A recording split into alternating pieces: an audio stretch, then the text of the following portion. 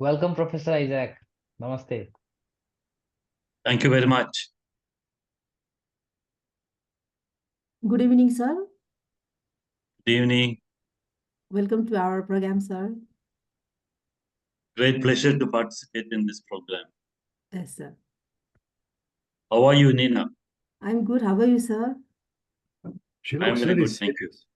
Oh, She sick, looks sir? very serious. No smile, no nothing. Me, sir?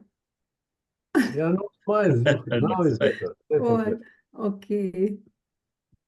So nice to have you here today.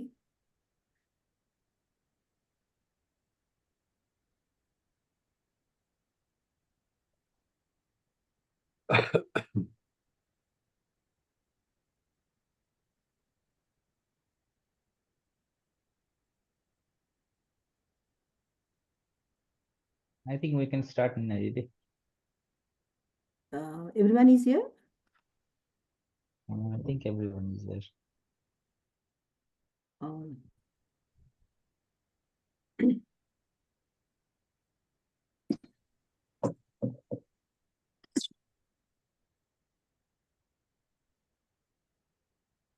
shall we start? Prabhat, shall we start? Yes, Didi. Rika, over to you. Good evening and namaste to all. Welcome to today's program, organized by Psychiatrist Association of Nepal Early Career Psychiatrist Section. Today's program is about pan-ECP endorsement and the CME. This is the first of its kind program that has been organized by the pan-ECP, and we want to thank you everyone for your participation. I hope that you will continue your active participation throughout the program. You can drop in your questions or your queries in the chat box or by raising your hands. Before we start today's program, I want to let you know that it is basically divided into two parts. The first part is about pan-ECP section, endorsement and launch. And the second program, that is the formal program, is the CME. So without further ado, I would like to call upon our energetic General Secretary of PAN, Dr. Nina Rai. Over to you, Dr. Nina. Thank you, Dr. Rika. A very good evening and namaste. Professor Norman Sartorius, sir. Professor Mohan Isaac, sir. Chairperson, Professor Nauraj Koirala, sir. Dr. Kedar Maratha. Speaker and professor from different medical colleges. And President PAN, Psychiatrist Association of Nepal, Professor Chandra Prasad Sedai, sir, and early career psychiatrists, esteemed members PAN, senior, juniors, and my dear colleague. On behalf of Psychiatrist Association of Nepal, I take this opportunity to extend my warm welcome to all of you. Indeed, it is a historical moment for all of us. For the first time, this kind of webinar by early career psychiatrists with Psychiatrist Association of Nepal is being conducted. Under esteemed presence of Professor Norman Sartorius and Professor Mohan Isaac, sir. But previously also, they have conducted the leadership program in Nepal 3 months ago. And so this is, for this, Psychiatrist Association of Nepal would always remember it is a pivotal moment for all of us. And indeed, it is a moment of pride. Indeed, it is a moment of pride. And at this very moment, I also would like to remember Professor Javed Afzal, sir, immediate past president of World Psychiatric Association, and Dr. Gautam Shah, sir, immediate past president of Sark Psychiatric Federation, for his immense support, along with the organizing committee of Sark Psychiatric Federation Conference 2023 Kathmandu, Nepal. So basically this webinar is the outcome of that leadership course. So it is my utmost pleasure, it is an honor to have Professor Norman Sartorius, sir, and Professor Mohan Isaac, sir, in this webinar. So let me introduce our guest, chief guest and guest of honor, Professor Norman Sartorius, who does not need any introduction. And he is a living legend who had paved the path for us so that we can work easily as a psychiatrist. And in fact, his seminal work regarding internationally accepted classification of mental illness is remarkable. And he has worked as a principal investigator of several major international studies. And he worked as a principal investigator of several major studies. Sorry, I repeat it. He has a professional appointment at the universities of London, Prague, Zagreb, and many other countries. And he is a member of advisory board of multiple organizations. And overall, sir is very active, full of life, and so lucky to have you, sir. And welcome to our.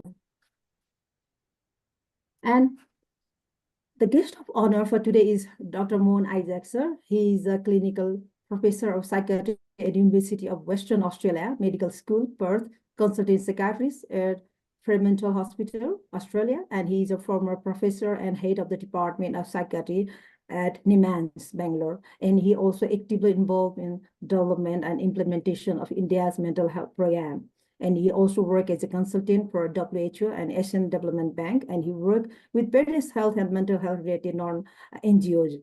And overall, sir is a very active and very kind and very lively, positive vibes to work with. Welcome to our webinar, sir.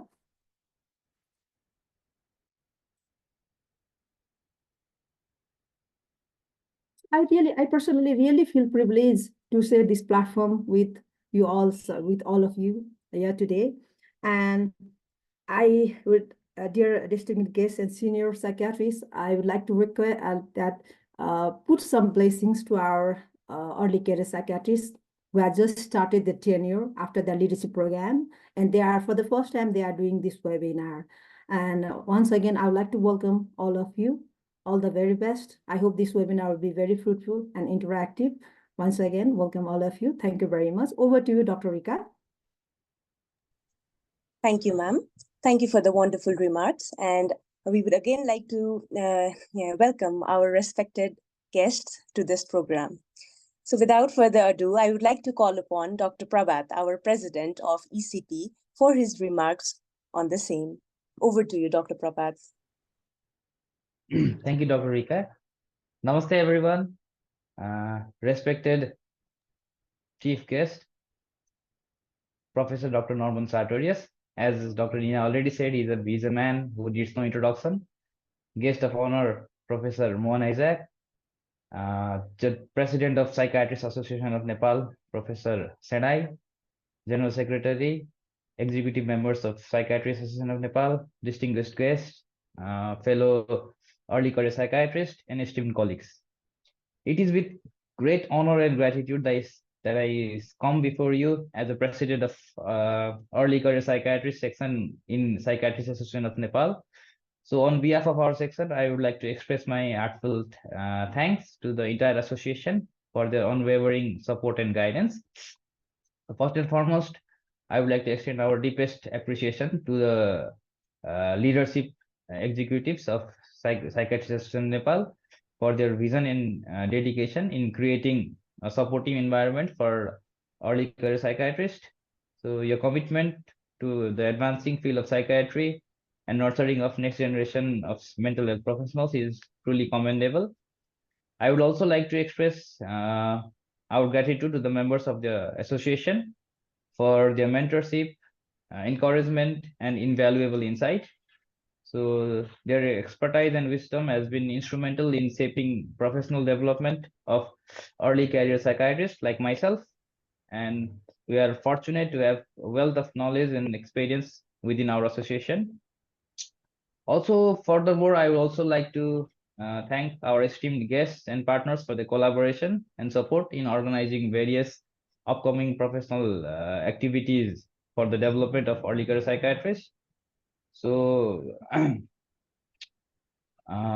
our section, early career section, psychiatry section, has been formed recently, especially after the training that we received from Professor Sartorius.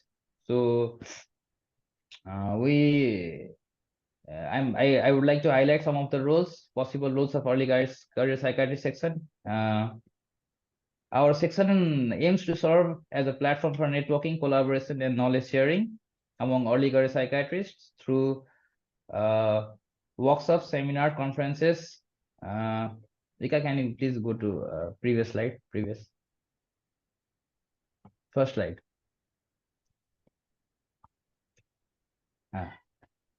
So we aim to serve as a platform for networking, collaboration, and knowledge sharing among early career psychiatrists. So we plan to conduct workshops, seminars, conferences, so that early career psychiatrists, they have opportunity for professional growth and development, and also stay updated on latest advancement in field of psychiatry. So we also recognize the importance of advocacy in promoting the interest of and concern of early career psychiatrists with broader context of mental health care in Nepal. So at last, I also like to express again my sincere gratitude to Psychiatrist Association of Nepal for the support and encouragement. So why I also like to highlight some facts. So why did we start early career psychiatrist formation?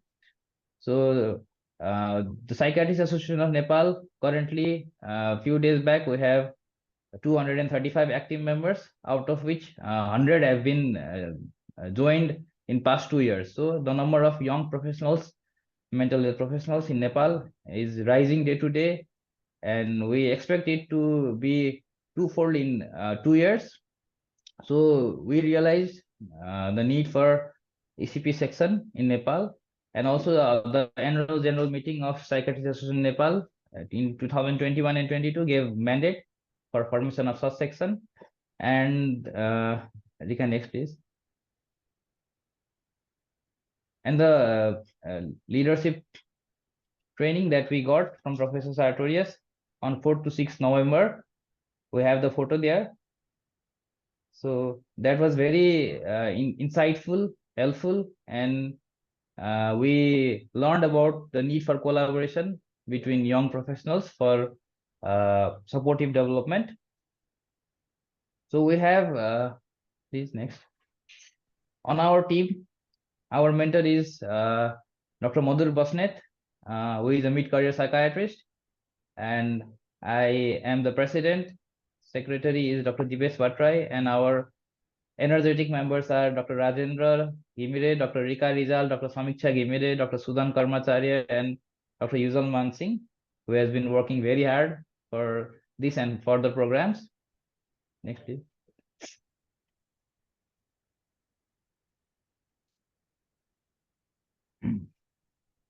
And our goal is to promote professional development of early career psychiatrists in Nepal. So we aim to help to identify and represent the interest of early career psychiatrists locally, regionally, and also internationally. We also aim to contribute to the design of activities and educational endeavors of PAN as they relate to professional development of early career psychiatrists, and also facilitate the participation of early career psychiatrists within membership and leadership of PAN. So on our activities, we plan to have webinars and CME program. This is the first webinar that we have started, and we are planning to have series of webinars where early career psychiatrists get mentored by STEAM professionals targeting academic and professional development. And also we plan to have biannual newsletters of early career psychiatry section. And also we plan to facilitate young professionals in collaboration and participation in academic events worldwide. Saying this, next please. Saying this, I would like to utilize this opportunity to invite all the guests to upcoming National Conference of Psychiatrists Association Nepal that we are going to organize on far west region of Nepal. The date is 2024, 28 to 29 November, and everyone can please join the event. You can find the details in the website of the conference. So saying this, I would like to conclude my few words on the formation and our activities. Thank you. Over to you, Dr. Rika. Thank you for your insightful presentation, Dr. Prabhat. We truly feel that we are inspired by your leadership, and we hope to get your support throughout. Now, before moving on to the next section, I would like to invite everyone to open up their front cameras for a group photo so that we can capture it in our memories forever. So can you please open your front cameras for the photography?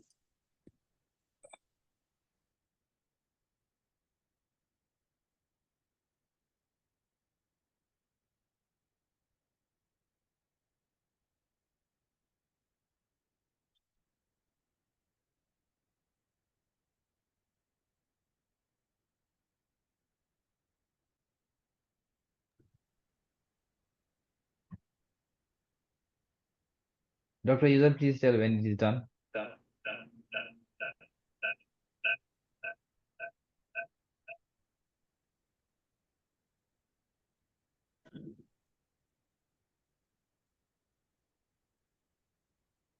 Maybe we should be giving some time for people to add background because this came to a sudden notice. And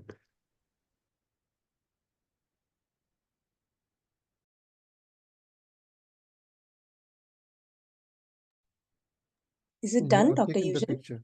I've taken the picture. Thank you. Okay. So thank you for your cooperation. So the moment that we all have been waiting for. Now, I would like to invite our honorable chief guest, Professor Norman Sartorius, sir, often described as living legend in psychiatry, followed by our guest of honor, Professor Mohan Isaac, who is a pioneer in his own field, and our PAN president, Professor Chandra Prasad Sedai, sirs, respectively, for their remarks on ECP formation and its scope. Over to you, Professor Sartorius.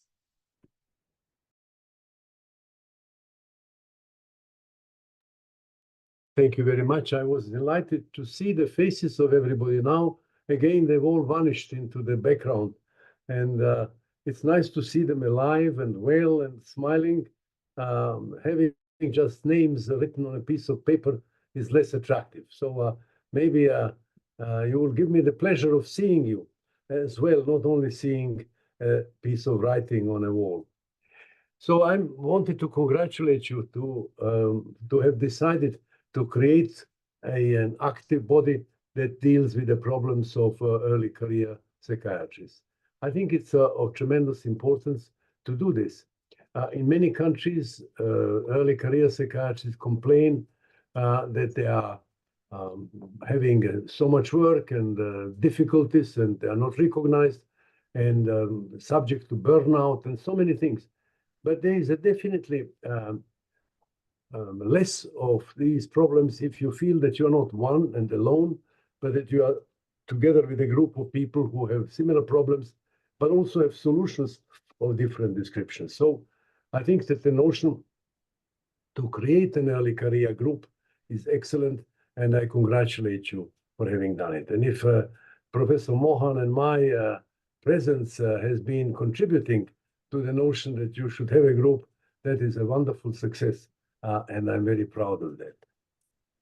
Now, one has to think a little bit, since this is the first meeting, how to make sure that this group will continue to grow and flourish. And it is like a flower. Unless you will give it water regularly, it will probably dry up. So I hope that the Association of Young Psychiatrists will have regular meetings.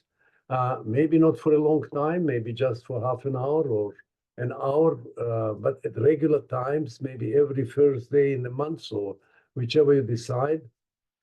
Even if there is very little dramatic that is happening, seeing each other's face and talking to one another is of tremendous importance.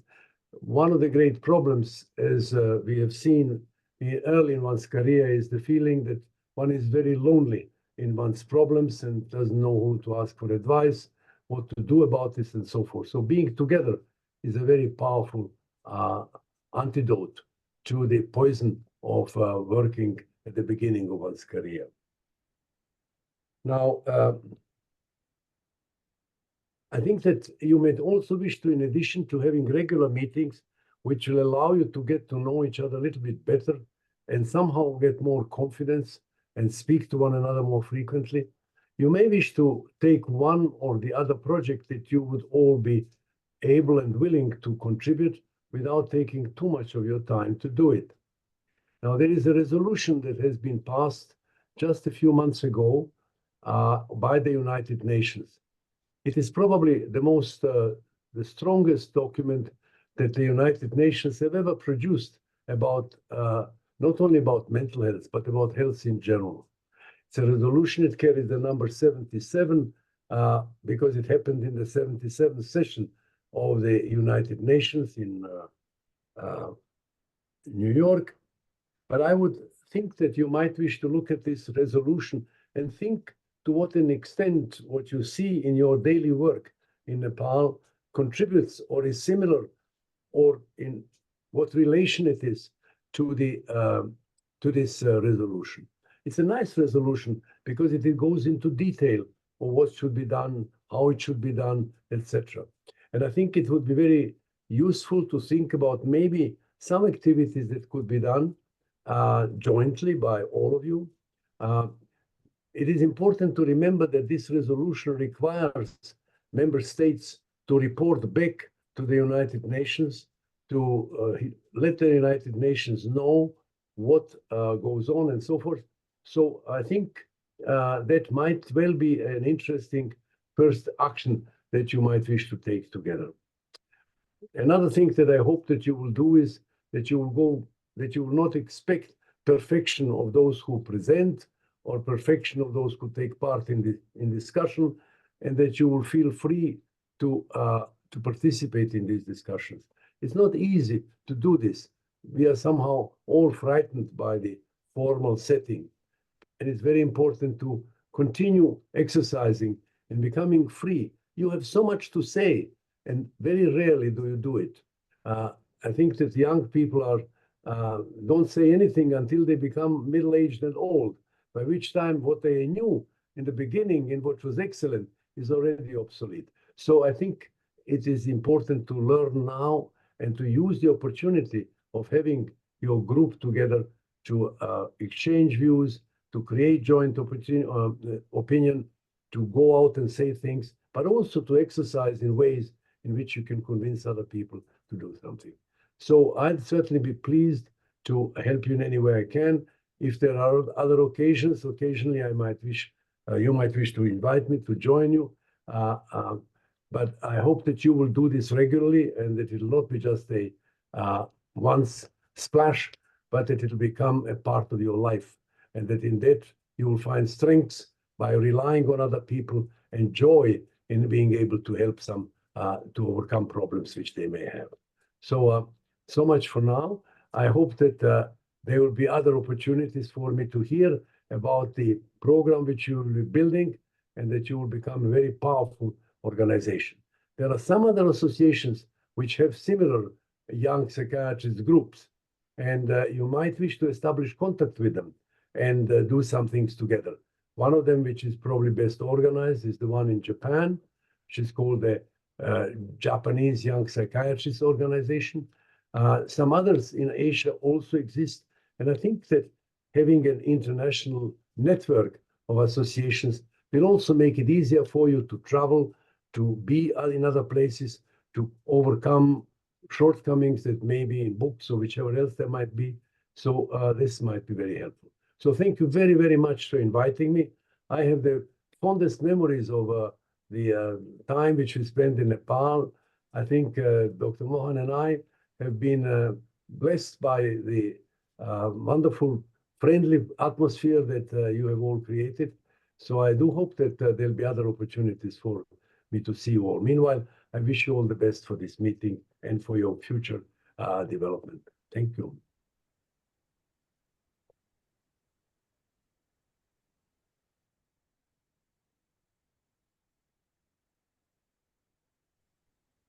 Now I would like to invite Professor Isaac Mohan for some of his words. Thank you.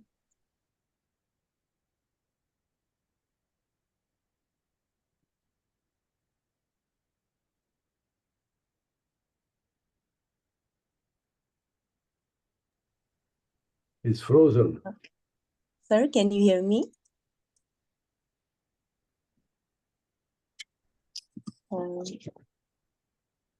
I guess there has been a network issue. So I would like to move ahead with our PAN president, Professor Chandra Prasad Sedai, sir, for his remarks on ECP formation and the scope. Over to you, sir. Good evening to all. On the behalf of Psychiatric Association of Nepal, it's a moment of great privilege and honor for me to share a few words in the indoors program of early career psychiatrist. First of all, I'd like to congratulate Dr. Prabhat Chalise, President of ECP, Early Career Psychiatrist, and Dr. Dipesh Bhattarai, General Secretary. And similarly, I'd like to thank entire executive team of early careers psychiatrists for successful tenure. This period is very important to make career in the field of psychiatry, particularly clinical, academic, and research. Similarly, I like to special thank to our respected chief guest, Professor Sartorius, Professor Mohan Isaac. In the historical moment, I like to remind that the contribution of leadership training program during SARC Psychiatric Conference Kathmandu, which is very useful for our young psychiatrists and other also. I like to remind here that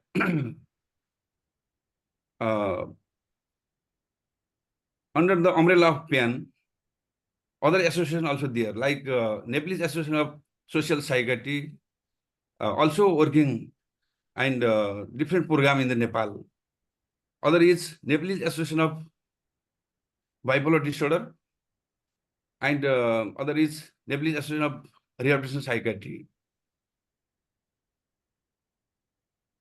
I like to thank Professor Navaraj Koirala sir, Dr. Kedar Maratha, Dr. Madhur Basnet, Dr. Nina, and all the participants in this program.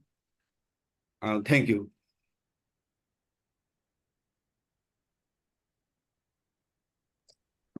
Thank you, respected professors, for your insightful talks with regards to the ECP formation. Unfortunately, Professor Mohan Isaac has not been able to join us. Maybe it is because of the network issue. Rika, sorry, welcome, sir. Yes, sir. Welcome, sir. Yes, sir. This is Dr. Mohan Isaac. I had informed Prabhat that I'm not actually in Perth at the moment.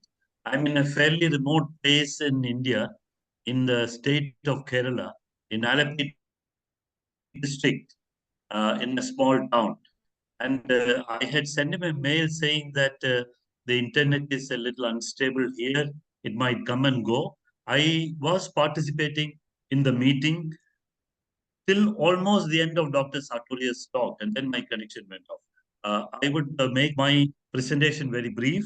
I want to congratulate the early career psychiatrists of Nepal for foremost. That was in November. Prior to that, we had one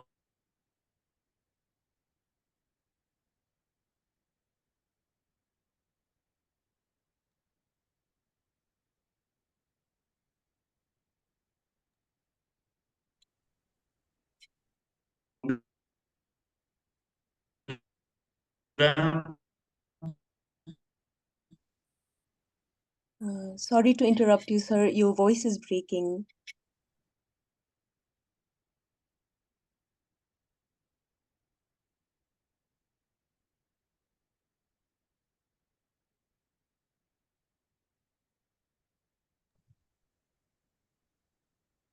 Sir, can you hear me?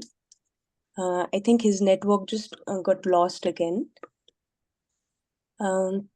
And nevertheless, we are very thankful for our professors for getting some time to join in our program. So we are really thankful for you to give your some insightful words regarding the ECP formation. And we hope that we will continue getting your guidance so that we'll be getting better with time. Thank you for your valuable time and your presence. So coming to the second part of the CME session, I would like to begin off by saying the World Mental Health Day's theme of this year, that is, mental health is a universal human right, with the slogan that reads, "Our mind, our rights." It basically highlights the delicate balance of mental health and human right, and also that mental health is a basic right for all the people. With the same regards, WHO has even given a statement mentioning having mental illness should never be a reason to deprive a person of the human rights or exclude them from the decision about their own. So starting off with discussion, I would like to come to the formal CME session, that is the mental health and human rights. And I would like to introduce and invite our chairpersons for this session, namely Professor Navaraj Koirala sir.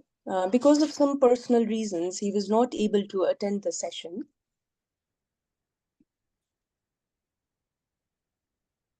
He is professor and head of department at Birat Medical College. Next, I would like to invite and welcome Dr. Kedar Maratha sir. He is the National Professional Officer at WHO Country Office, Nepal. He has been supporting the government in strengthening national mental health system. And prior to joining the WHO, he was a faculty in Department of Psychiatry at Patan Academy of Health Sciences, Lalitpur. He has published various scientific papers in mental health systems and services in low resource setting. Now, I would like to request our chairperson, Dr. Kedar sir, to introduce our speaker for the CME and continue with the presentation and discussion, followed by remarks on the topic from the chairperson and the chief guest. Over to you, Dr. Kedar.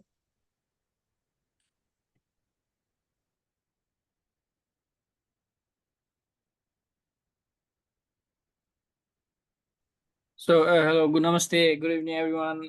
Thank you for having me. I hope you can hear me well. It's a pleasure to share the forum with very eminent professor, Professor Sartorius, and our professor from India.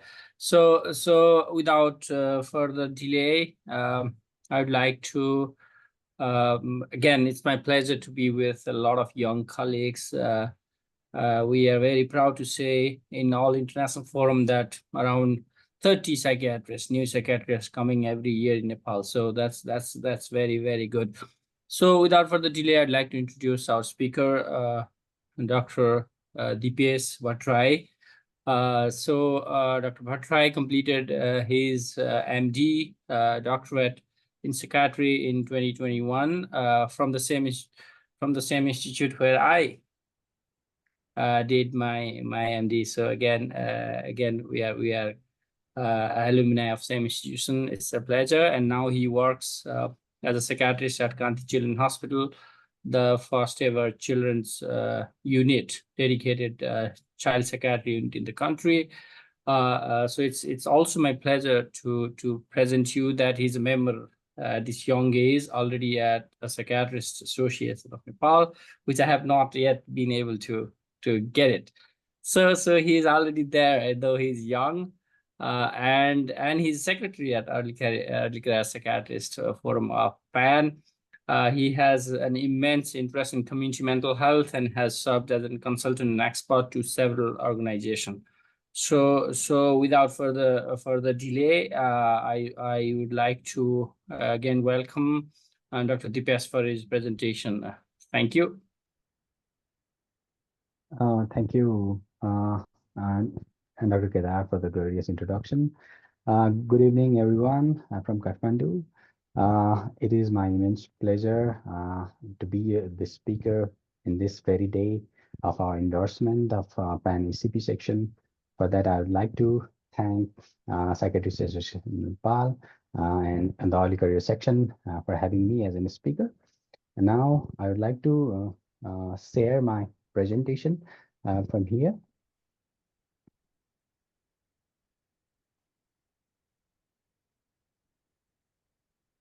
Just a minute.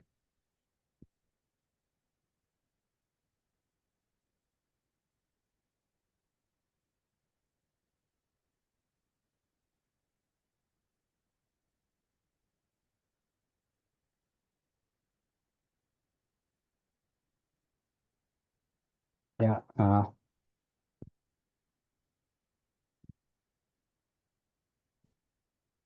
Can everyone see my screen?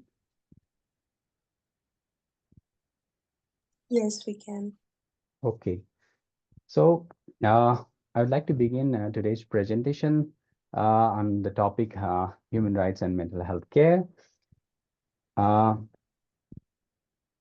Before beginning my presentation, I do not have any disclosures to make other than that this is an academic presentation and I'm sharing some perspectives on right-based mental health care based on international human rights standards, which has been an important topic today to discuss. The outline of my presentation, I will be talking briefly on the introduction to the topic.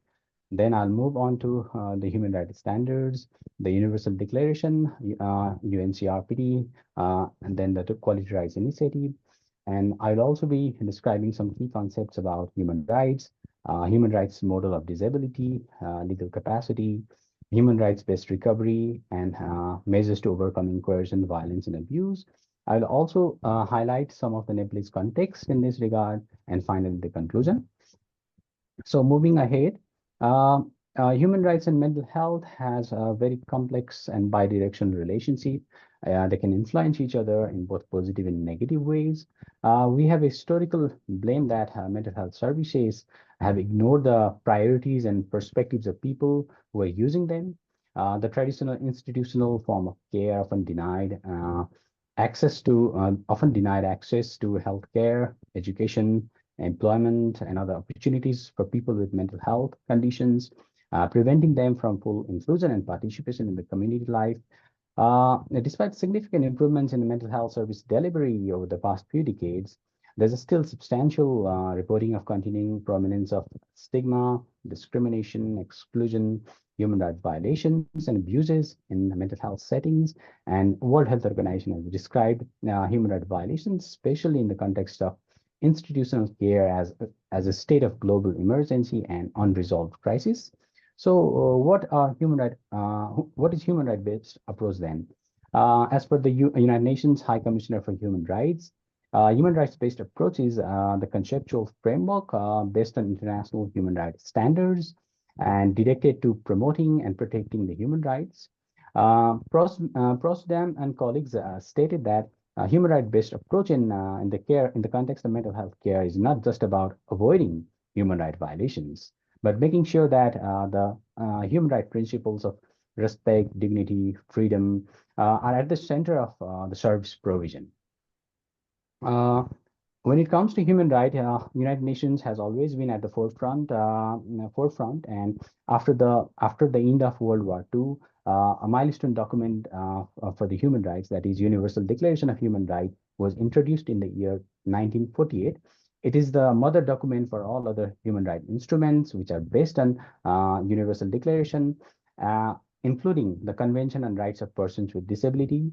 To further describe the CRPD, or Convention on Rights of Person with Disability, it was introduced in the year 2006 by United Nations in response to the discrimination and human rights violations experienced by people with disability around the world.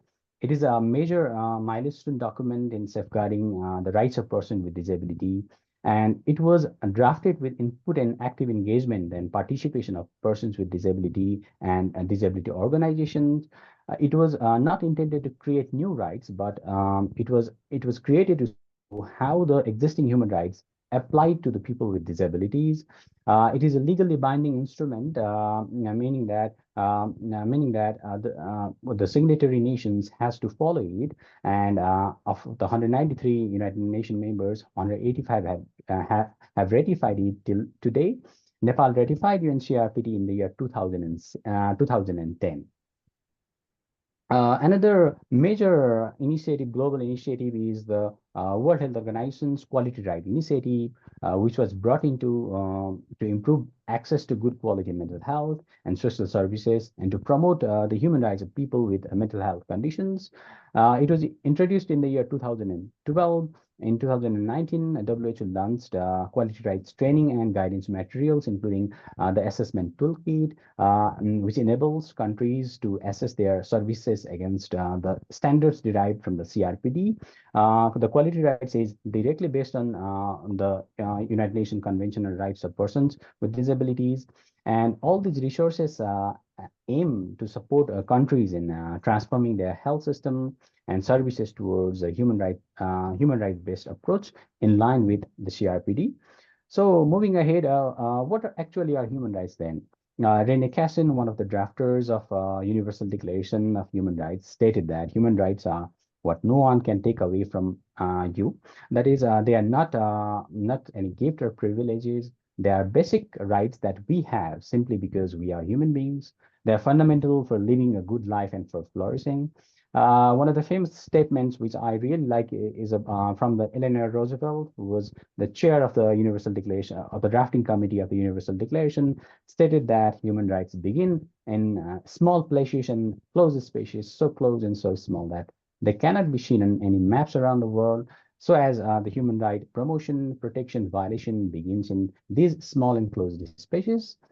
We all have a range of human rights like the civil, political, economic, social, and cultural rights, which frequently people with mental health conditions are denied because of policy gaps and structural barriers.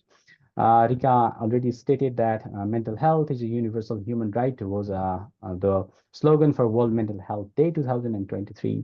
So we as mental health practitioners can uphold the rights of people with mental health conditions by either respecting, protecting, or acting in a positive direction to like connecting people who can provide them support, strengthening our own knowledge about human rights, speaking about human rights violations, and taking some positive steps and actions to stop them. Now, I want to describe the human right-based model of disability. The concept of disability has been an evolving concept. The CRPD follows the social and human rights-based model of disability. The medical understanding of disability is that disability is a health condition. It is an impairment. It is about diagnosis. It is about symptoms, and fixing the problem will overcome the disability. But from a social model of understanding disability, disability is understood as an environmental barriers, various barriers. It may be physical barriers, environmental barriers. It may be other information, communication barriers, stigma, discrimination, lack of access to quality mental health, which can act as which can deprive the person from full participation in the community on an equal basis like others. And from the right-based model, when we see that the right-based model of disability says that it is the right of people with disability, including mental health conditions, to have all these barriers removed. It is their right to have reasonable accommodation so as to ensure their full and effective equal participation like others in the community. Disability from a social model states that disability is in the environment rather than in the person. Now moving on to right to legal capacity.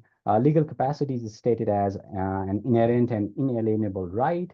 Article 12 of the CRPD, that is equal recognition before the law, states that people with disabilities have legal capacity on an equal basis with others in all aspects of life,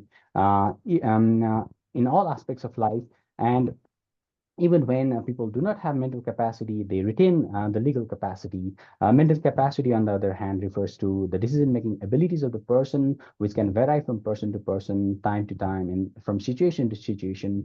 Frequently, capacity tests are often used to find out the mental capacity. The right to equal recognition before the law and right to legal capacity has profound implications in that it completely disregards the substituted decision-making, the guardianship laws, and insanity defense, and involuntary admission and treatment. Freeman and colleagues published their article in Lancet in 2015, stating that Article 12 threatens to undermine critical rights of persons with mental disabilities, including enjoyment of highest attainable standard of health, access to justice and right to life. And they also stated that stigma and discrimination might also increase. For the practice of on the legal capacity, there are various measures, and one of the measures that is recognized by Article 12 is the concept of supported decision making. People with disability may require various support options from the people they trust, like the family, friends, peers, advocates, lawyers, or personal ombudsperson, which is the support system practiced in Sweden. And it is deciding with them rather than deciding for them. And the other construct is about advanced planning. It is also known as advanced directive or living will. When a person has difficulty expressing his or her wishes, then advanced plan can be referred to as a communication tool and a reference for the interpretation of his or her wills and preferences. Sometimes advanced plan can also be used as a legal document as per the legislation of the country. And the third would be informed consent. The practice of informed consent. People with mental health conditions are frequently denied the opportunity to provide consent for their own treatment and care.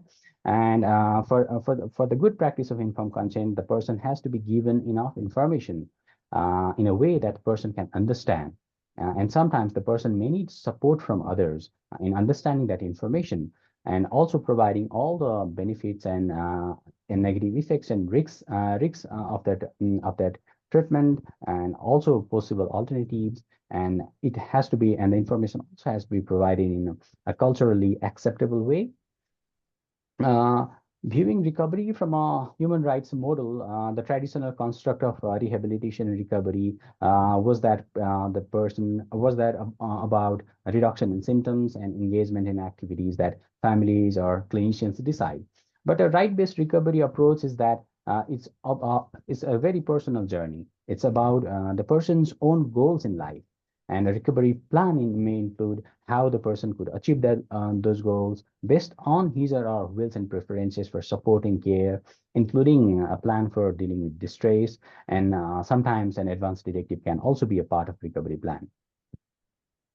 Some of the appropriate responses during 10 situations as given by the WHO Quality Rights tool are to avoid violence, coercion, and abuses are appropriate communication techniques, supportive environment and comfort rooms for calming down the emotions, creating a yes and can do culture rather than no and cannot do culture, individualized plans to explore sensitivities and signs of distress, creating response team to safeguard the rights of people with mental health conditions during the time of crisis, and addressing power dynamics like having an accessible ways to report violence and abuses. So to describe the scenario in Nepalese context, health has been regarded as a fundamental human right. So is mental health in the Constitution of Nepal 2015. We do not have a standalone national mental health policy or national mental health act. But we have our mental health agenda incorporated in the National Health Policy of 2019, which approves for the free provision of basic mental health services along with other health services from the basic health service centers. We have an act relating rights of person with disability to safeguard the rights of persons with disability, including people with mental health conditions, intellectual disability, and autism, which has the provision and which has followed the human rights-based model of disability, aligning with the CRPD. And the gradings made here are the mild, moderate, severe, and profound disabilities. And it has been great, not just based on impairment, but also based on the social and human rights model of environmental barriers and participatory restriction. We have our National Mental Health Strategy and Action Plan, which calls for protection of the basic human rights for people with mental health conditions. And also, it also guides for the initiatives to remove elements of existing laws that are discriminatory, and also providing guidelines for health institutions, rehabilitation homes, communities, and family.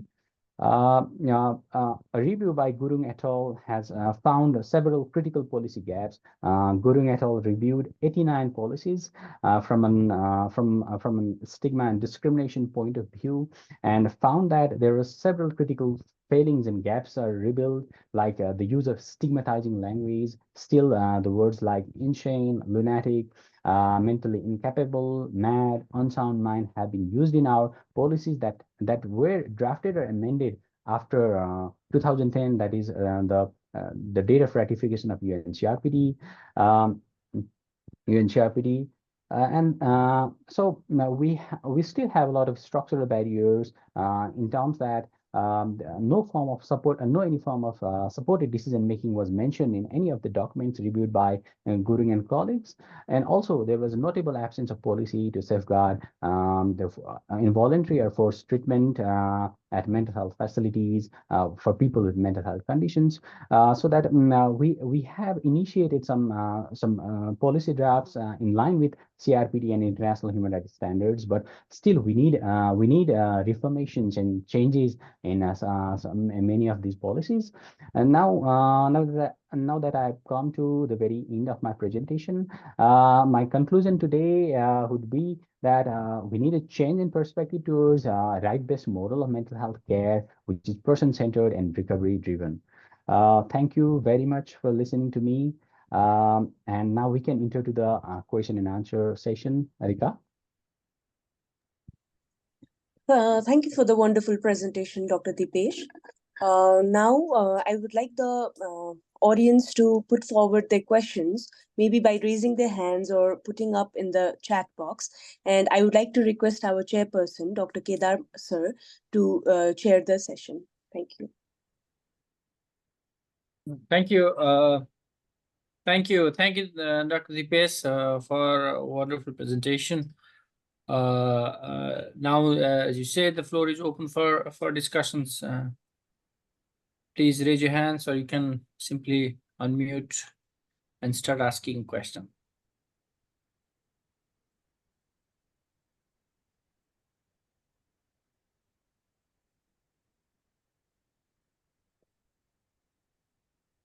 So while you all are forming your thoughts, let me start my little comment around that. Human rights, but don't wait for me, please. I'm just utilizing the zero time before you all form your thoughts. So keep on raising your hands. As we all know, human rights abuses are common in traditional treatment facilities such as institutional care, asylums, and institutional care, etc. So we never had to. Probably Nepal is too poor to open any asylums earlier, and now we never had to deal with that problem. But recently, you all must have realized we don't have asylum for inpatient care, but at the same time, we also then don't have a strong mental health care in general health services. So in the absence of care, what has happened then is emerging new institutions in the name of religious institutions, shelters, care home, etc., etc. So there has been a recent tendency to open up a treatment facility or rescuing homeless people with mental health because there is no care in healthcare.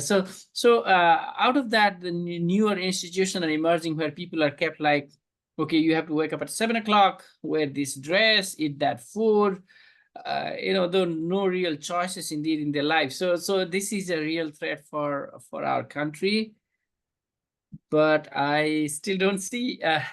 Okay, Dr. Prabhat. So this is just a thought from my side before you open up for the discussion. Dr. Prabhat, you can put your question now. Yeah, thank you. Thank you, Dr. Kedar. So it was a very insightful presentation by Dr. Dipesh. So I think this question may be in mind of everybody as we looked at what the human right situation of patients, people suffering with mental health conditions should be.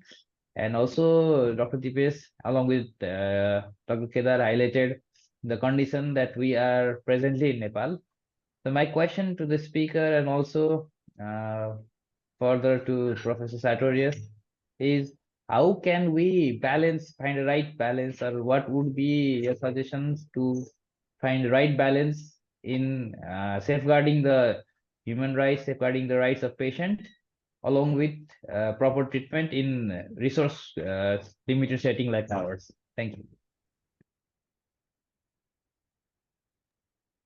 Maybe Dr. Dipesh, as a presenter, you Yeah. may want to address this.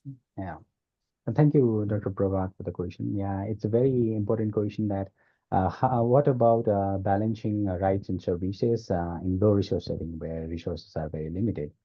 And my personal input to this question is that until and unless we invest in institutional based care, then I think in the long run the cost of that would be more and enhanced than investing in other investing in the recent right-based or community-based model of care for mental health. But as I say, yes, we in lower resource setting have challenge about utilizing resources effectively and efficiently. That obviously creates more obstacle for us for the implementation of right-based approaches as well.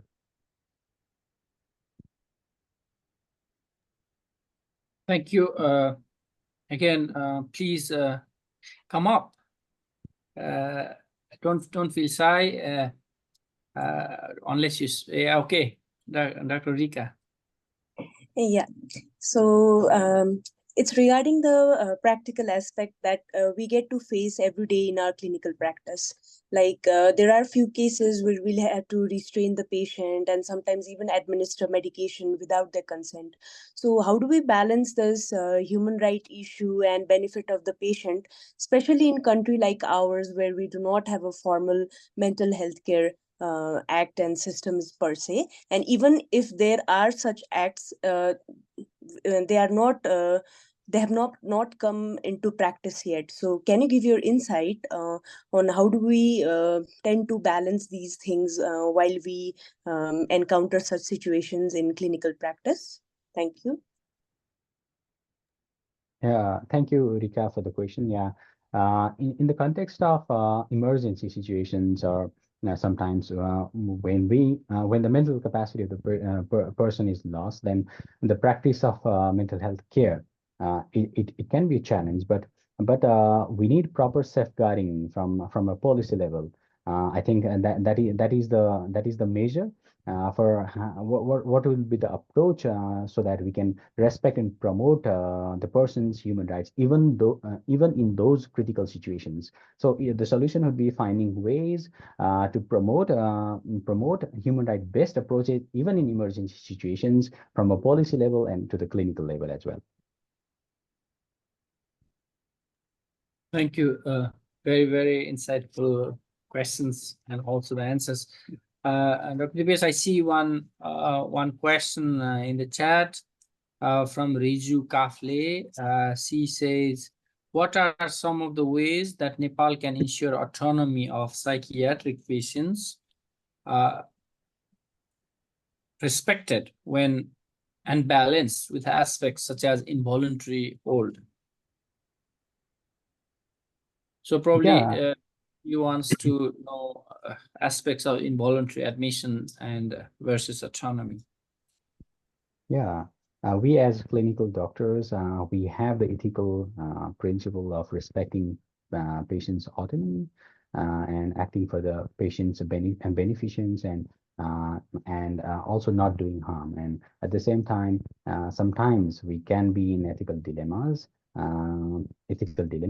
but we need legal safeguarding even in these situations, and finding approaches and practices that are right-based. I would say that if Dr. Kedar would like to answer Riju's questions further, then yes, please. Yeah, thank you. please keep on asking. These are such an important aspects in clinical practice. Probably I'll give floor to Professor Sartorius and Professor Mohan later time, but it's time for you all to keep asking.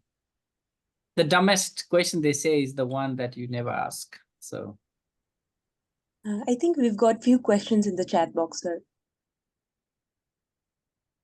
okay, so is this the one from let me Leo. Okay, the Leo, best Leo is yeah, Leo is from Indonesia. He's one of he is my friend from Okay. Indonesia Psychiatry Trainees Association, actually. So okay, welcome Leo, all the way from Indonesia. So he has asked, based on your experience, what are the challenges in addressing equal access for mental health care services to the displaced population or the minorities in Nepal? Are there national commitment to promote this issue? So Dipesh, you want to take it now? Yeah, thank you, Leo, for the question. Yeah, access to mental health services, especially for underprivileged people or minorities, is actually a challenge. And access to mental health services, even for the general population, has been a challenge in a country like ours. And the access to the special population, where the chances of human rights violations and abuses is more prominent, is still behind. Actually, I would have to say that. And although they have some legal safeguarding from the Constitution about the care and access, but still the implementation part has been not that prominent. I don't think, Dr. Kedar, about I'm not aware about any mental health policies stating about minorities and their access to mental health. You could please help me on this. So yeah, so thank you. Keep on asking, please. There are many of you here still joining. Meantime, our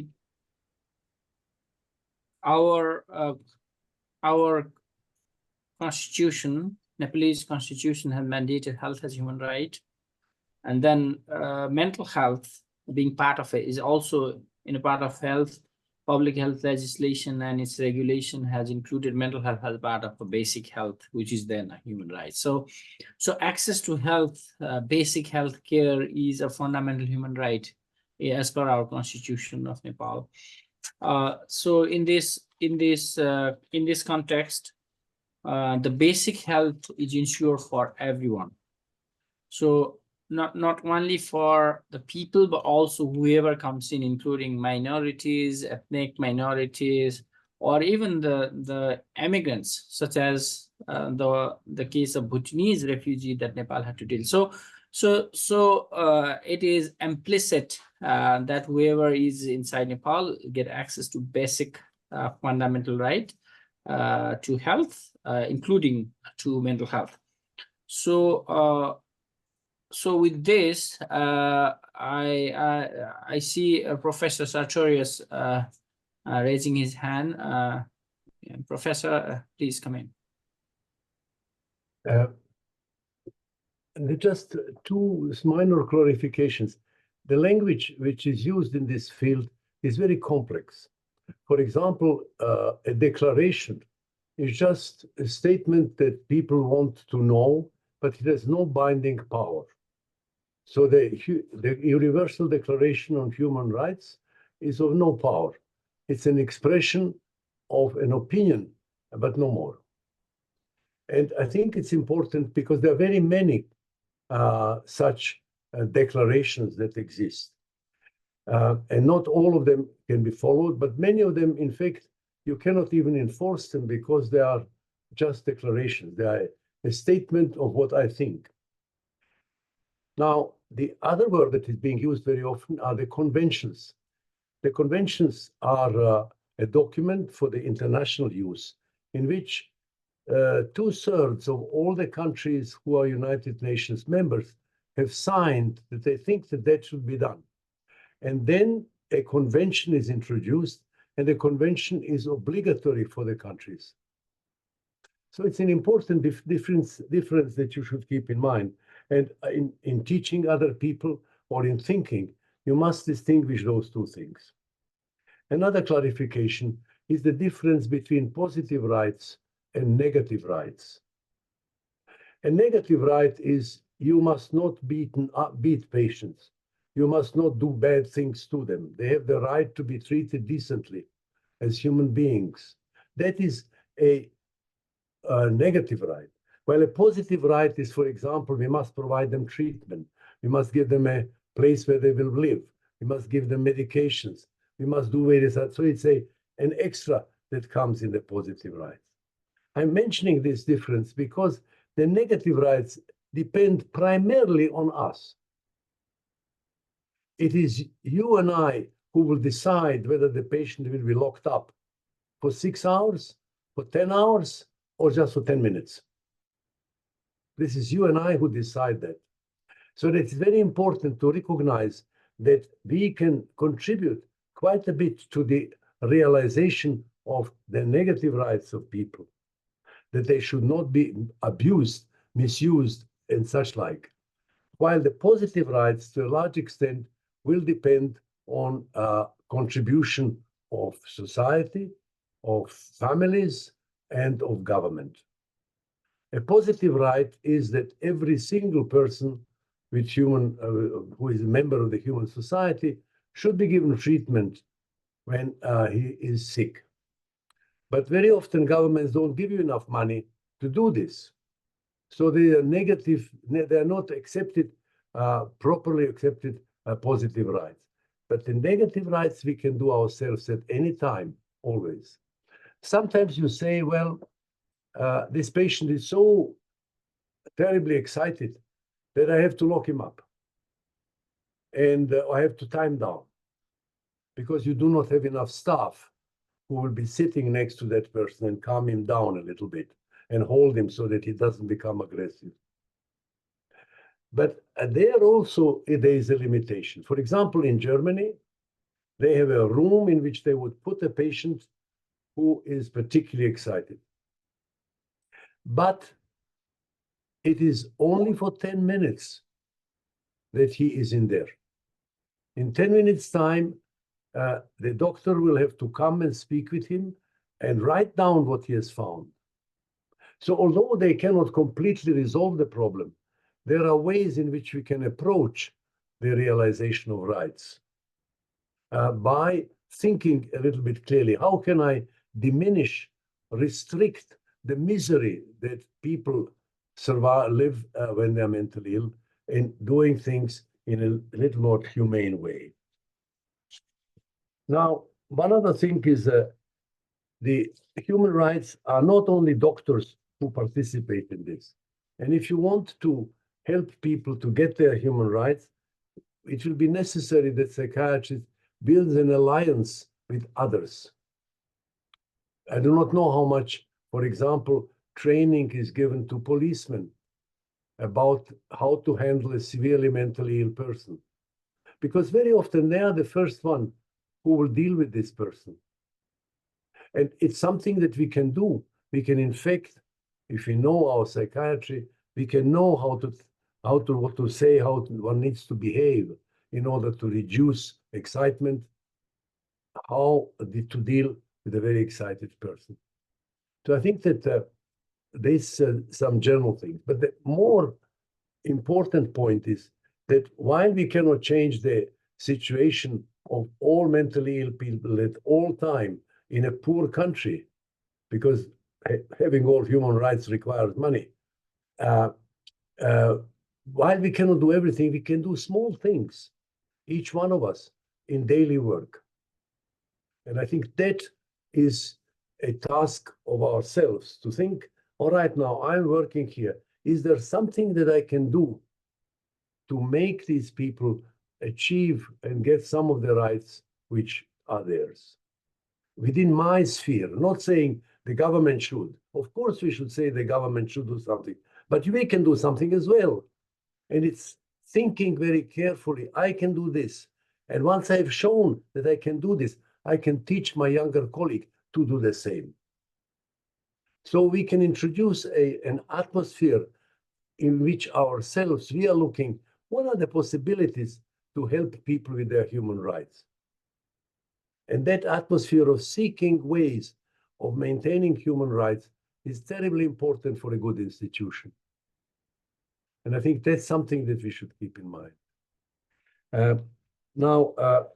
There is, of course, also there are other factors who participate in this. The policemen is one group, judges is another group. And I think that it's useful to reach out and to say, all right, now, why not have a similar discussion with people who are running the police? Sit down with them and talk for half an hour to see whether there is something that they want us to tell them, or is there some arrangement which we can make? So I think it's what our task is in order to change the atmosphere is to look for small improvements and thinking about it all the time, because that will change the atmosphere and make it easier to go for big things. Well, thank you very much for listening. Thank you, Professor Sartorius, for valuable comments. We have few chat. I'll just monitoring chat. Sumesh Singh feels that the main problem is at the level of policy, and it's a question, but also a bit of an opinion suggestion from his side for psychiatrists to be involved in policy making. Of course, frankly, I am from early part of my career involved in policy work. So whoever interested, I'd like to kind of welcome you, bring you to the discussion, and then invite you in regular policy discussions. And Riju further expanded her questions again about voluntary holds by licensed practitioner with regular assessments done periodically if patient needs it. With upholding patients' rights be feasible in Nepal. So again, involuntary admission is something that is I just see Yujal's hand, but let me finish chat first, and then I'll get back to you. Shishir has said that, has asked if we could share the suggestion on how we can ensure our own mental health while caring for patients in environments where the mental loads get very heavy. Would love to know your ideas. Okay, so the care of carer, particularly mental health needs of service provider, and in this case a psychiatrist, is what Shishir is interested to learn. I hope Dipesh you're noting, and yes, as a speaker would like to hear from you, and then we can add. Dipesh, can you come in now? Meantime, I will check in few other questions and get back to Yujal.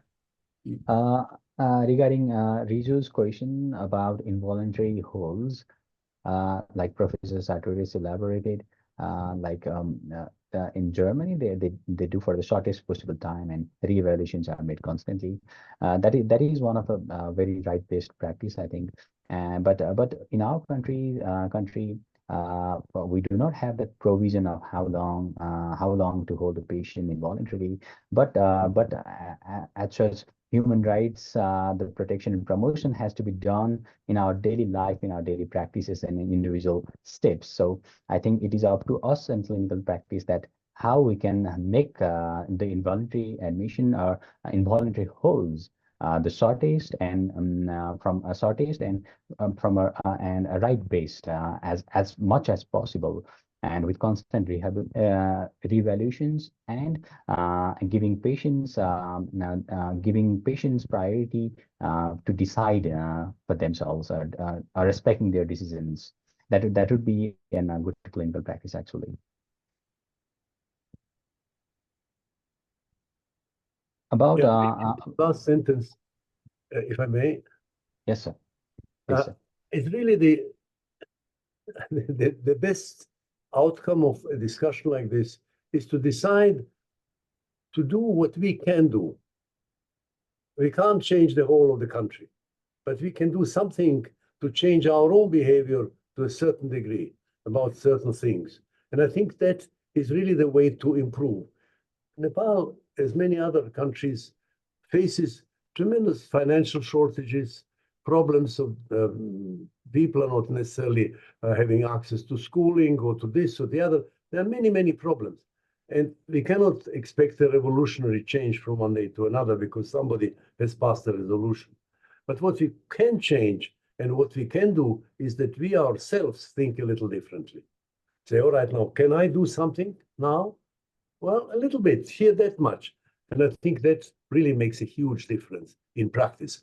And at the same time, we want to fight on a more formal level for an appropriate recognition, for more resources, for appropriate recognition of human rights and so forth.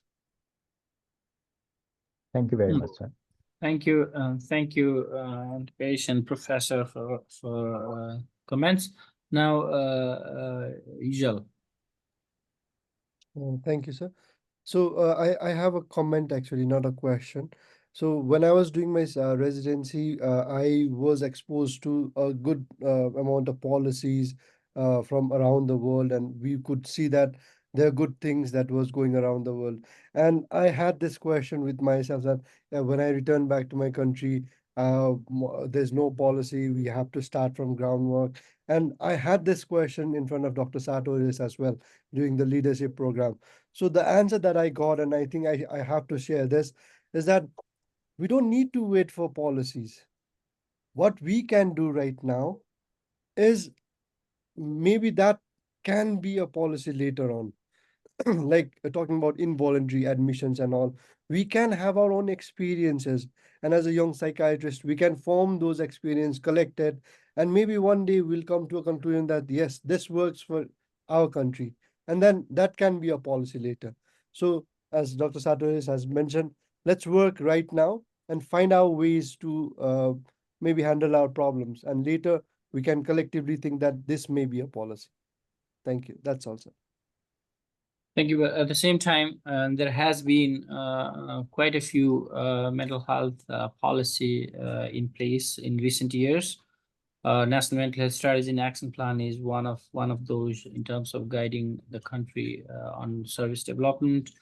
In last year, we have developed a service-oriented national mental health program, and now working towards guidance for municipalities to work on community level around mental health. So it's not that we don't have policy in mental health as such, but we don't have. What we lack though is specific legislation on mental health act.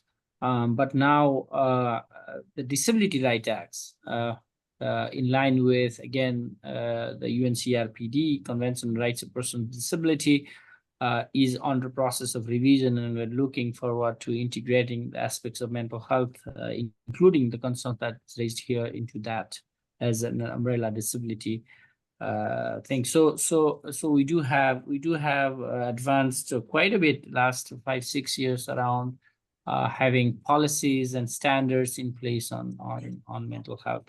So with that, one more question in the chat, Dipesh, if you can come in around crime and mental health in relation to Nepal. Yeah, I can see the question.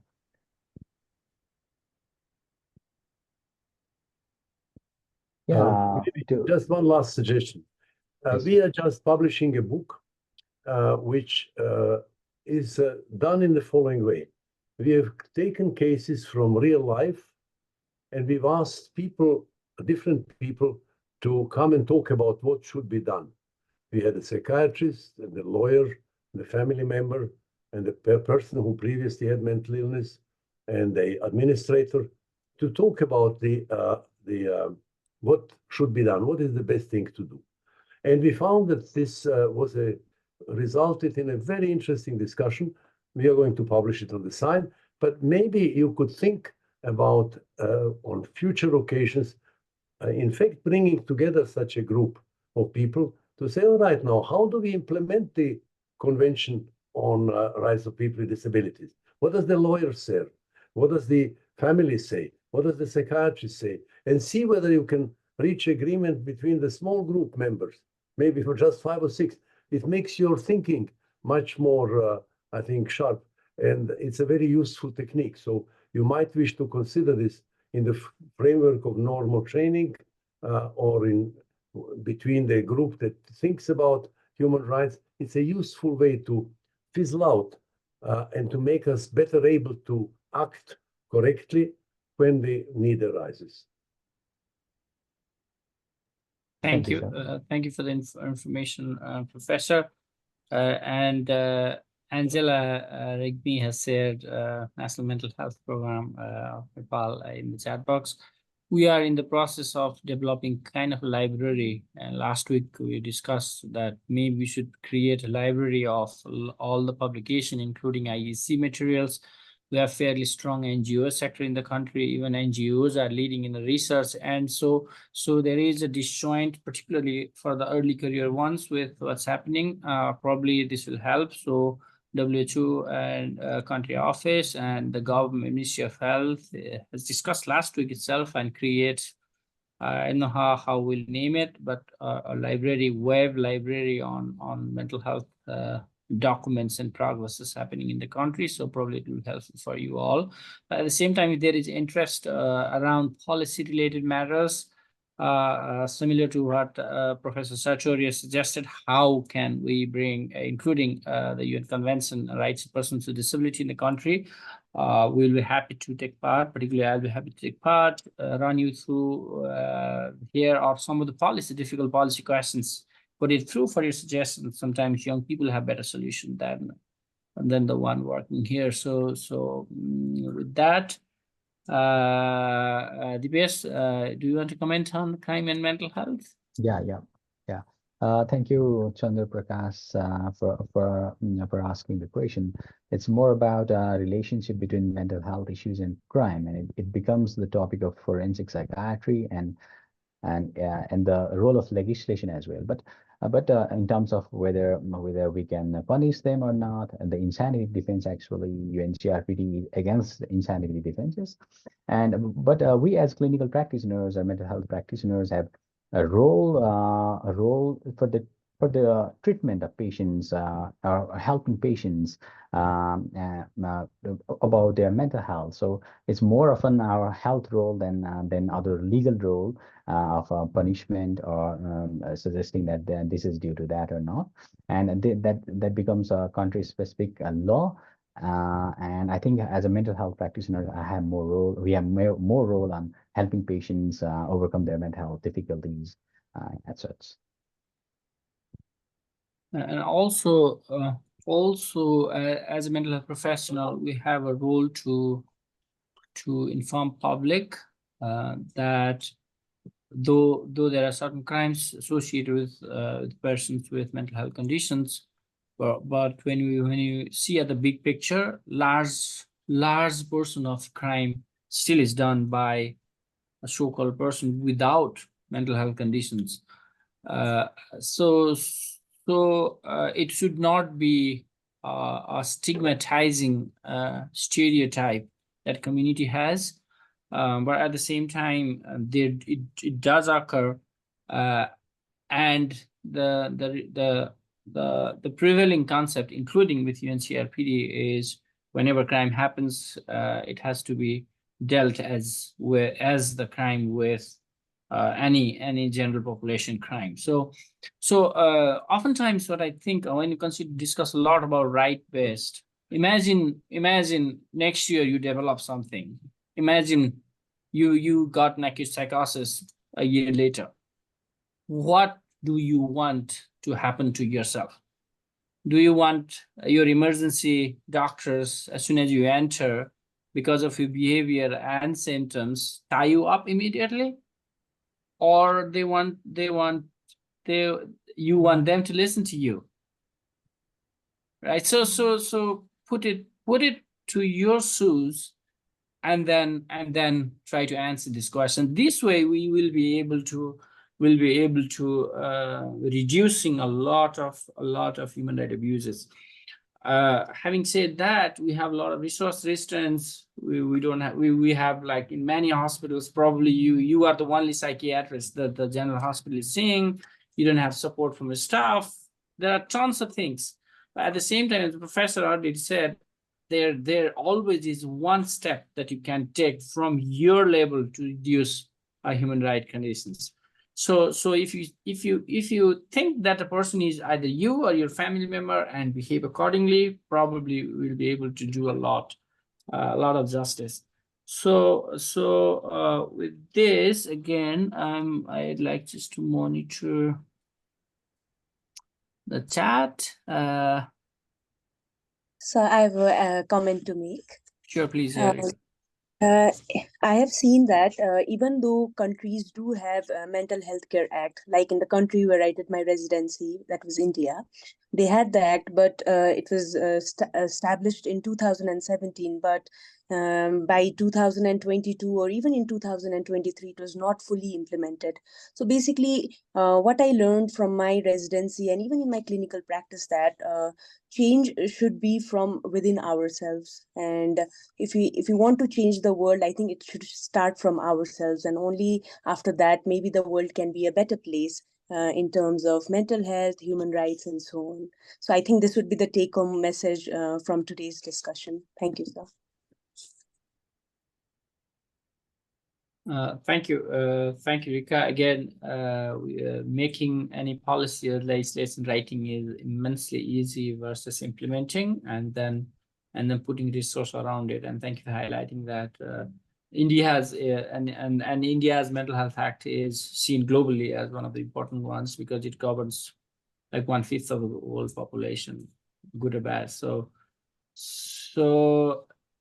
again, Saroj has a question again. What do you suggest to lawmakers regarding crime by mental health patients?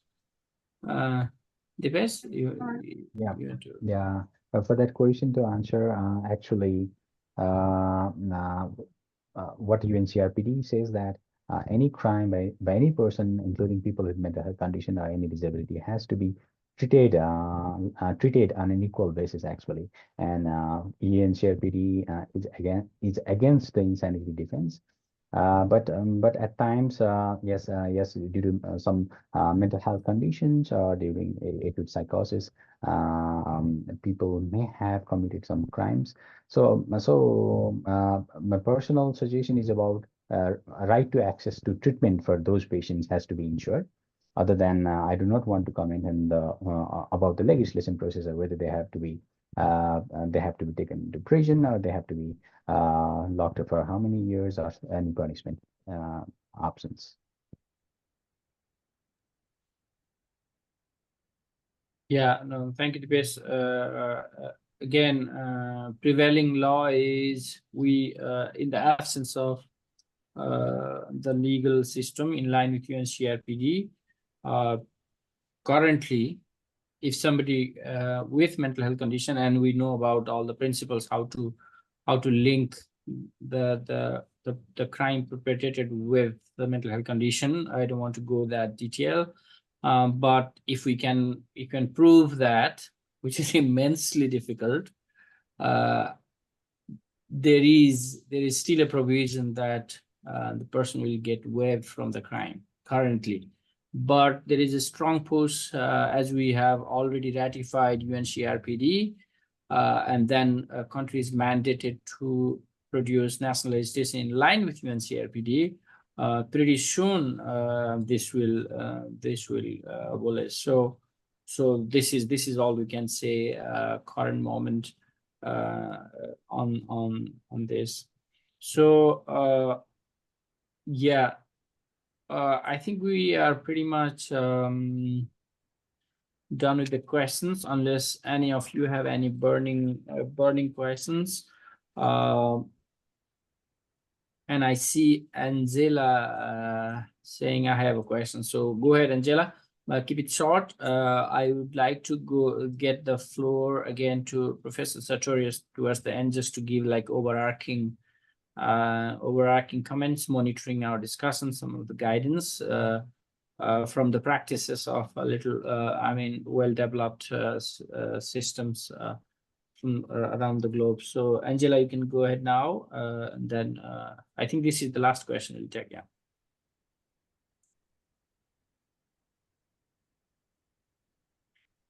So Angela, do you want to speak your question out, Angela, or I just see you chatting? The many of the patients are curious about getting married or not. So if I understood correctly, you're asking whether patients with mental health condition. May I put my question, sir? Yes, please, Angela. Okay. Hello, everyone. I'd just like to ask that this is a question we get in our daily basis and daily practice. Most of the patients are curious regarding whether they should get married or not. And since they are either they are under treatment, in remission, or more than the patient themselves, their family members are concerned regarding their marriage issue. So, and since this is the main burning issue related with human rights, what as a psychiatrist we're supposed to suggest? Over to you, Dipesh. Yeah. Thank you, Dr. Angela, for the question. From a rights-based perspective, when we look into this question, that yes, obviously, why not patients can marry, and it is their right to marry, and like everyone else, and enjoy marriage like everyone else. But our National Penal Code Act, the Civil Code Act, states that marriage cannot take place if the person is of unsound mind by the way of misrepresentation, meaning that you cannot lie and marry. Otherwise, that can be the point of ending that can be one of the point to disapprove the marriage later on. So, as a clinical practitioners, I don't think we can say that we can suggest the patients to marry or not. But we can show them the legal grounds about how they can approach marriage question of patients. Any inputs from Dr. Kedar? Well, yes. I mean, marriage is an entirely personal decision. It's entirely. For example, whenever you want to marry, obviously we live in a family. Our family plays immense role in decision making because of a culture and all that. But who decides for your marriage? You, right? So same applies to the patient, whoever, irrespective of mental health condition. How many wrong decisions that you have taken in life? Just because you are not given a diagnosis, you are allowed to take mistakes, and then we are then suddenly be very concerned about person having a mental health condition making a mistake. Same for marriage. So it's entirely personal decision. Even I go hardcore what the patient suggested, irrespective of whatever law says. If patient wants to marry, he can marry. He or she can marry. Marriage is entirely personal opinion and is a fundamental right. Again, having said that, some of the mental health conditions are genetic in origin. Child will get some risk after birth, and so on and so forth. As a health professional, you should upfront inform the risk a bit, whatever is there, with or without mental health condition, and then in the children, right? But then leave it to the person to decide. Not even so much to the family.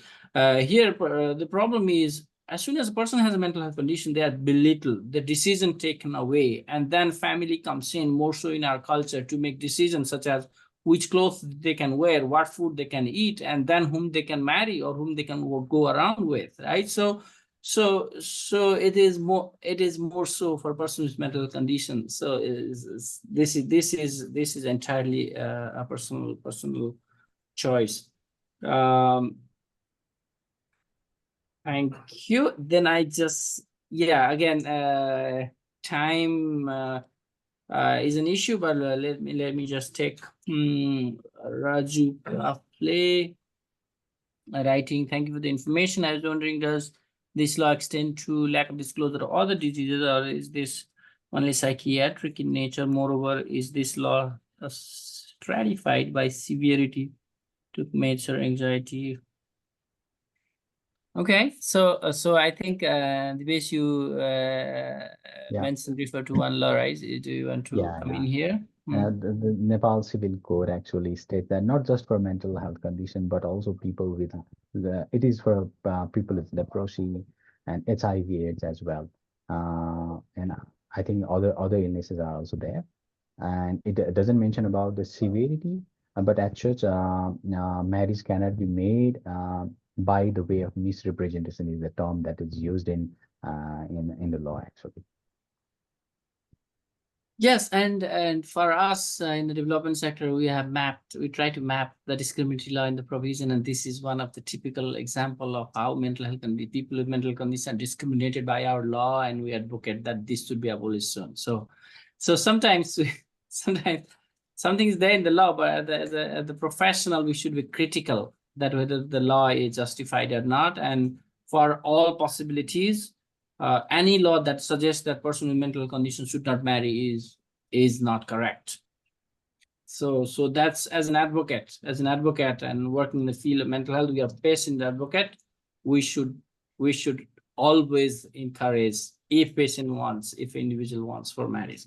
So with this I think we amazing discussions. We can spend whole evening and night on the rights and mental health. If there is a lot of interest, maybe I'd suggest Prabhat and Dipesh to get feedback and arrange for another talk. But it's my immense pleasure to be part of such a lovely discussions and be with you all. But before closing, I'd like to hand over to Professor Sartorius. I'm not sure if Professor Mohan is here for like overarching thoughts, summarizing the discussion that you had. Professor, thank you. Over to you. Well, congratulations again for having brought this about. Best wishes also for the young psychiatrist, early career psychiatrist group. But remember that this group will survive and become wonderful if you meet regularly. So do make sure that you have regular meetings. And if you think about human rights, perhaps on each one of the meetings, no matter what the other topics may be, have a discussion of a real life case and tell people what you have done, ask for advice of others, what they would have done, and talk a little bit about it so that it comes into the mind of people that it's worth discussing this. So congratulations. I hope that we shall have opportunities to see, and do let me know how things are progressing and what new successes you have achieved with your association. Thank you very much. And thank you for inviting me. Thank you, Professor. Just a thought around the marriage. I'd like to request Madhur's comment also. There is a popular belief that marrying, but particularly when young girl expresses some somatic or some anxiety or depressive symptoms, there is a popular belief that marrying will cure it. So, which it doesn't. So it's irrespective. Just around that, and I'd like to hand over back to probably Rika for closer. Yes, I'm not sure how you want to close it. Yeah. Yes. So thank you everyone for your active participation. We got to learn quite a lot from the pioneers in the field. And if there are any further questions, we have the email address, so you can send in your queries. Otherwise, the session would have gone forever and we would have enjoyed it. But because of the time limitations, we'll have to move on to another program. So ending this session, last but not the least, I would like to invite Dr. Madhur Basnet for his closing remarks and vote of thanks as PAN-ECP mentor. Over to you, sir. Thank you, Dr. Rika. Hello, good evening, and namaste to you all. This is indeed my immense honor to get this opportunity to convey the final vote of thanks and final concluding remarks in this August gathering in the presence of legends like Professor Sartorius and Professor Mohan Isaac themselves. Sir, I would like to thank you both for your August presence and hope and look forward to your continued blessings and guidance that would help this ECP section in Nepal to shine out regionally and globally very soon. And actually, we are very impressed that you have been throughout, Professor Sartorius has been throughout this, say, one and even it has exceeded by 10 minutes, but you are here. So this is really a encouragement and blessing for us. I would also like to thank Professor Navraj Koirala, sir, who is not here right now because of some personal reasons, but he has been very instrumental in encouraging the juniors for the formation of this ECP. And also would like to thank for the facilitative roles of Professor Dr. C.P. Sedai, President of PAN, and Dr. Nina Rai, General Secretary of PAN, for the establishment of this section.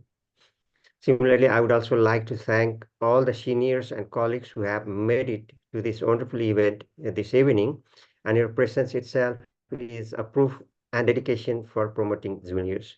I'd also like to thank Dr. Kedar Maratha, a National Professional Officer for Mental Health in WHO Nepal, for his presence, encouragement, and wonderful sharing and facilitation of the webinar session. Last but not the least, this program would not have been possible without the untiring efforts of our energetic ECP President, Dr. Prabhat, and then Secretary Dr. Dipesh, who had made such a wonderful presentation this evening, and all the members and the beautiful host of this program, Dr. Rika. I would like to thank you all. Finally, with just around 15 years in mental health, I actually feel too young to be a mentor for this group, as I'm myself in the need of much mentoring. Even then, I would like to express my deepest gratitude for believing on me with this role, and I would like to assure you that I would try my best to do the justice for this role. And Nepal has made a lot of wonderful achievements. Many of those Dr. Kedar also highlighted during the facilitation of the session. In terms of mental health legislation, services, and research, as well as many of the researches that have been done in Nepal, primarily in the community, have been milestones in global mental health as well. And even in implementing this MSGAP program, Nepal has been in the forefronts globally as well. However, in terms of research, most of these researches are driven by foreign researchers with very little of local leadership.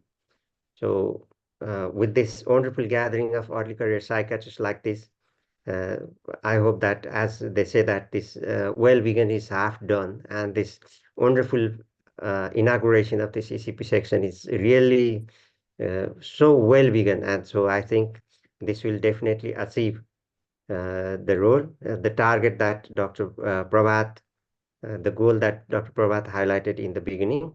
So with this wonderful initiative and blessings of Professor like global giants like Professor Sartorius himself, I'm much hopeful that we'll have wonderful leaders in these aspects. And just on a lighter note, actually, with the disruptive development in technologies and information technologies, I think someday very soon, except for dynamic leaders like Professor Sartorius, many of the older generation would actually have much difficulty than young psychiatrists who are much friendly and who are much well versed with the technologies.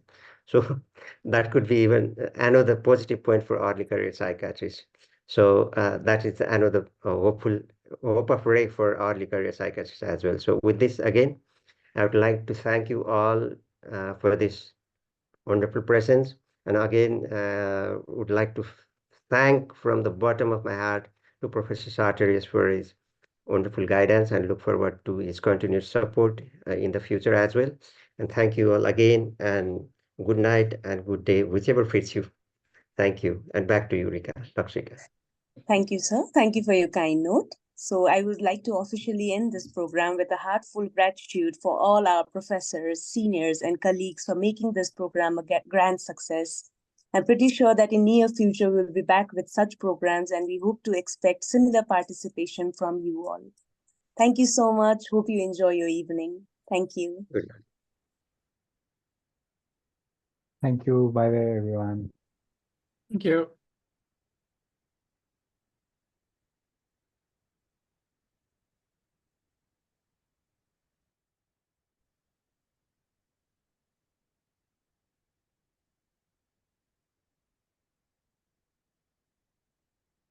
ल बधाई छ केटा हो केटीहरू पनि है सरी for being gender biased Thank you, sir. ल राजन दाई भोट मागिहाल्ने हो क्या हो यहाँबाट खै राजन दाई सन्दीप दाई अरू को हुनुहुन्छ यहाँ भोट माग्ने खालको म युटिलाइज पनि छु, sir. दिपेश आफै चाहिँ मागिहाल ल जोइन्ट ट्रेजरर पोजिसनमा सबैको साथ सहयोग सपोर्ट चाहिएको छ मलाई खै सन्दीप दाई खालि यहाँ प्रेसिडेन्टले देखाउने बोल्नु छैन यार दुइटै बुढाहरूले मात्रै यहाँ होइन म बोलेँ नि त तिमीले बोलेपछि नबोलेर भयो होइन अब के भोट सोट माग्ने भन्ने कुरा फर्मल कुराहरू हुँदैन नि त्यही त तिमीहरूको सेसन हो होइन हामी त सुन्न आएको ल एकदम वेल डन होइन एकदम राम्रो थियो आई जोइन डेट होइन मैले खास प्रभातले लिङ्क पठाएँ कि भन्ठाने हिजो होइन भरे त्यो फर्म भरेपछि मात्रै लिङ्क आउँदो रहेछ कि अनि बल्ल पछि मात्रै थाहा पाएँ कि मैले त्यो निनाले हालेपछि मैले पेजमा पनि हालिदिएको थिएँ त दाइ अनि तिमीले होइन तिमीले मलाई ऊ पठायौ तर त्यसमा ऊ थियो के त्यही वर्डको त्यो के अरे गुगल फर्म के अनि मलाई थाहा भयो लिङ्क सेयर गरेको क्या रेजिस्टर नगरेको त्यही त गुगल फर्म भरेपछि मात्रै लिङ्क आउँदो रहेछ खोल्छु गुगल फर्म भर्ने समय समाप्त भयो भन्छ जस राम्रो थियो प्रेजेन्टेसन कडा दिएछ नि केटाहरूले मधुरको आइडिया होला नि यो सब यो गुगल फर्म त मधुरको दिमाग धेरै चल्छ 100 जनाको लिमिट थियो हाम्रो रेजिस्ट्रेसन 92 जना भयो के दाइ त्यही भएर अनि तर आउनु त आएन नि त जम्मा 50 कति थियो तर खतरै हो नि दाइ होइन राम्रो होइन न राम्रो हो ल बधाई छ सबैजनालाई अब इट्स अ गुड स्टार्ट राजन दाई पनि सुनिराख्नु भएको छैन ल सबैलाई नमस्कार नमस्कार ल आजको रमाइलो थियो राम्रो थियो प्रेजेन्टेसन यताउति सबैको कुराहरू राम्रो थियो है म बिचमा आउने जाने क्रम चलिरहेको थियो मिटिङमा अर्को एउटा मिटिङ चलिरहेको थियो है युजल रेकर्ड स्टप गरे हुन्छ होला डाक्टर युजल अब रेकर्ड बताएर सबै जोस् ल है